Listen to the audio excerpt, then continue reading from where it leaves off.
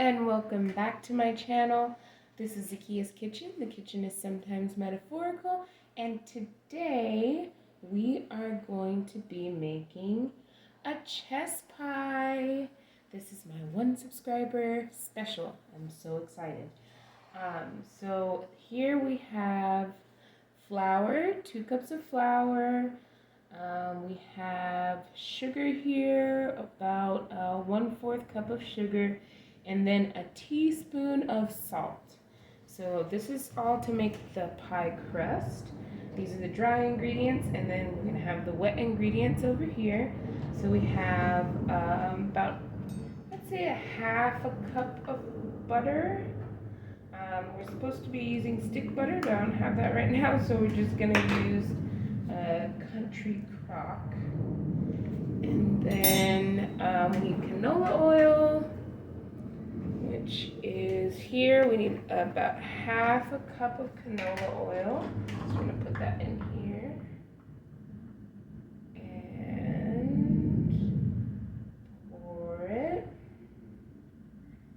Okay. Alright. So now we're going to mix all the ingredients. Well, not all of them. We're going to mix them separately and then together. So let's go ahead and give the dry ingredients a mix, which I have a little spoon for that. Okay, we're going to mix them together. Alright. Looks like they're pretty mixed, and so I'm going to come over to the wet ingredients and mix those together as best as possible here. So the recipe that I'm following is from Homesick Texan. I'll put a link in the description. I've sort of modified the recipe, but you know, it's generally the same. So I'm gonna mix. It's actually combining pretty well. Okay, and I've looked at some other recipes for from scratch pie crust, and they actually want the butter to be like cold, like from the icebox cold, because a little bit of chunks goes a long way in making your crust a little like more airy, because the cold chunks of the butter actually help to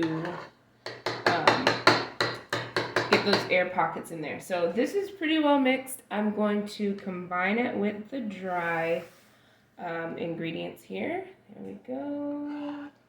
All right. Let's get all that in there. All right. Okay. And now, this is probably my least favorite part because I have to get my hands in here, but I'm going to just do it with a spoon for as long as I can. So I put a lot of flour in here. So if it's too dry, you can either add more oil or more butter, depending on, you know, the consistency that you come away with here. So yeah, it's looking like, okay, so here we go. I'm gonna see if I can get in here and knead this, and it just like sort of comes together, and then I won't have to add anything else. Let's see. Yeah, I do recommend wearing gloves when you do this because it's just so messy. You can get under your fingernails and stuff. Okay, here we go. Right. Still a little bit crumbly.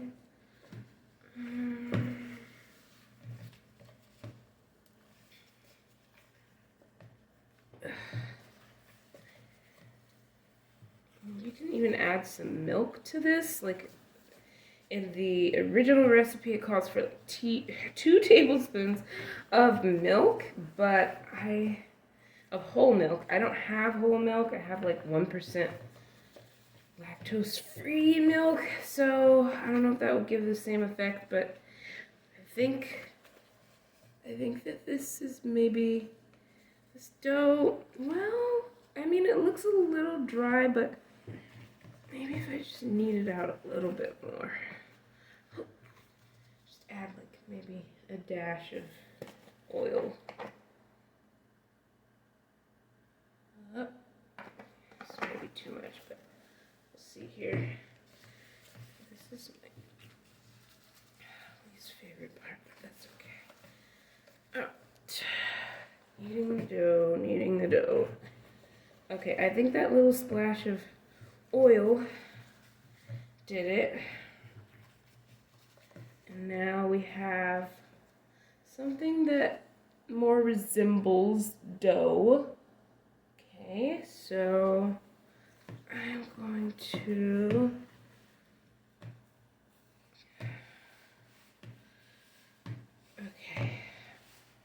finish this up. Now we need our wax paper. So that is here. We're going to get 1 sheet of wax paper. And they say to put it in between 2 sheets, but I like to just fold it in half. And make sure you have the waxy, like, slick part up. And fold it in half here. Okay. Alright, and now we're just going to try to get this in the shape of a ball as much as possible. Okay.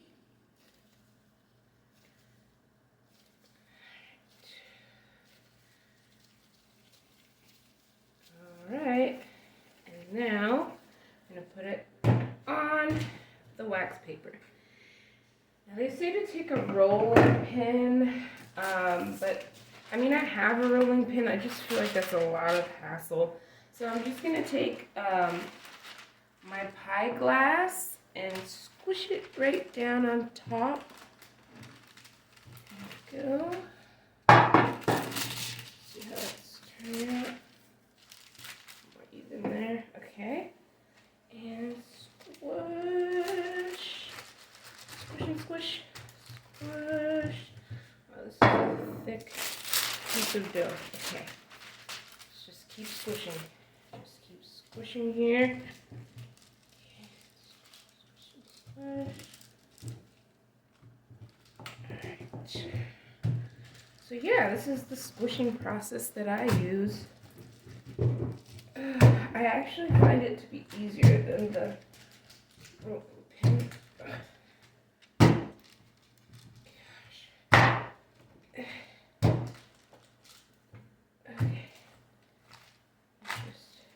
Uh-oh, yes, snag. Okay. It's still a little thick. I just don't want it to spill out on that side over there. I've never tried moving it after squishing it, so that's probably not the best thing to do. Let's just keep squishing it. Some more room. It doesn't have much room on that side. Maybe I'll try to just squish it this way. Okay. You really have to squish hard. So you get something that's sort of like close to the size of your pie tin or glass in my situation. Okay. Okay. Oh, no. Okay. Well, actually, we can just pour it onto here. Just like that. Well, not exactly like that. Probably not like that. because it fell everywhere, but okay, so this has never happened. I think it's the magic of the camera because half my pie dough just fell onto the table. So it usually doesn't look like this. That's fine. We're gonna pretend like it's Play-Doh now and squish it down. And it's okay if it's not perfect in some spots, if it has holes in it, because we're gonna poke a bunch of holes in it anyway. So let's just do the best we can here. Try to get it all the way around these sides, and then I will worry about the middle here.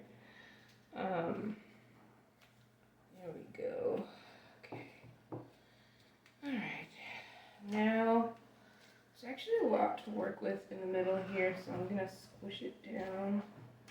Just press it down here. Okay. That's looking a little more like a pie crust. There we go. Okay, you see this?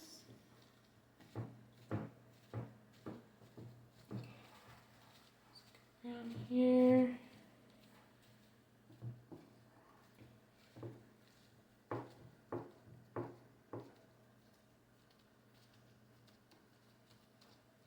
Alright, so I think we got it. I think we saved it. I mean, it's not going to be a flat crust, that's for sure, but I think it'll be a crust. And that's what's important here, is that we have a crust for the pie.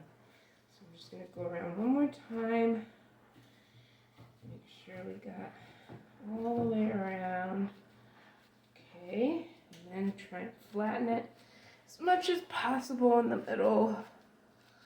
Okay, there we go. And this is what we're left with. So I think that was salvaged. Okay, that's good. That's great. Okay, so we're going to, oh, I said we were going to poke a bunch of holes in it. I'm getting a poker right now. All right, so here's the poker. It's just a fork. I'm gonna poke some holes in it.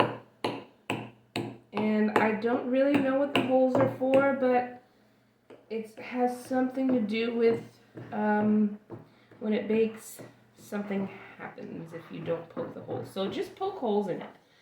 Okay, here we go. I'm gonna preheat the oven to 350 and I'll be right back.